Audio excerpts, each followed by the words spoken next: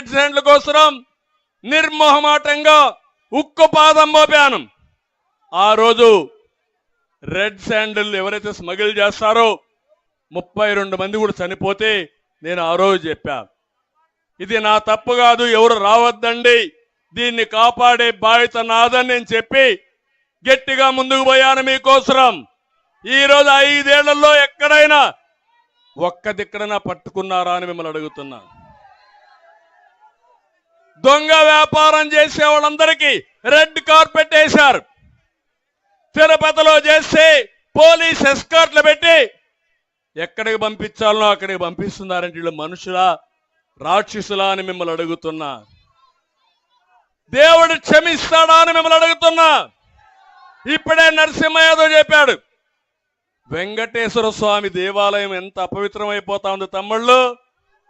ఈరోజు మనం రామాలయం అయోధ్యలో 490 సంవత్సరాల తర్వాత రామాలయం కడుతున్నామని దేశం అంతా చాలా ఉత్సాహంగా చూస్తా ఉంటే, వెంకటేశ్వర స్వామి కలియుగ దేవుడు, న్యాయాన్ని ధర్మాన్ని కాపాడే వ్యక్తి, తప్పు చేస్తే ఎప్పుడో కాదు ఈ జన్మలోనే శిక్ష వేసే వ్యక్తిని ఆ దేవాలయాన్ని అపవిత్రం చేస్తున్నారు. నాకు ఇంటి దైవం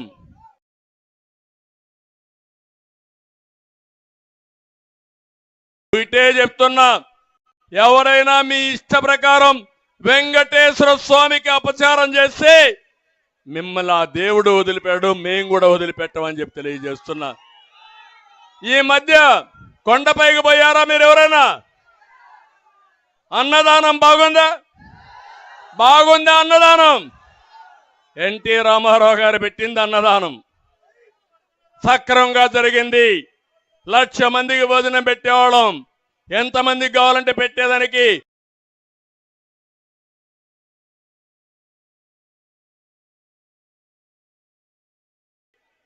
కార్పస్ ఫండ్ కూడా వచ్చింది. నేనే ప్రాణదానం ప్రారంభించాను. ఆ రోజే నా మీద పెద్ద దాడి జరిగింది.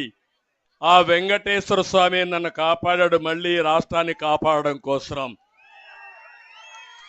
అలాంటి తిరుమల తిరుపతి దేవస్థానాన్ని అపవిత్రం చేసే పరిస్థితికి వచ్చారు. అందుకే మిమ్మల్ని అందరినీ కోరుతున్నా, ఒక రెడ్ శాండిల్ వ్యాపారం చేసే స్మగ్లర్లకి ఒక డెన్ గా తయారయ్యే పరిస్థితి వచ్చింది. అది నా ఆవేదన.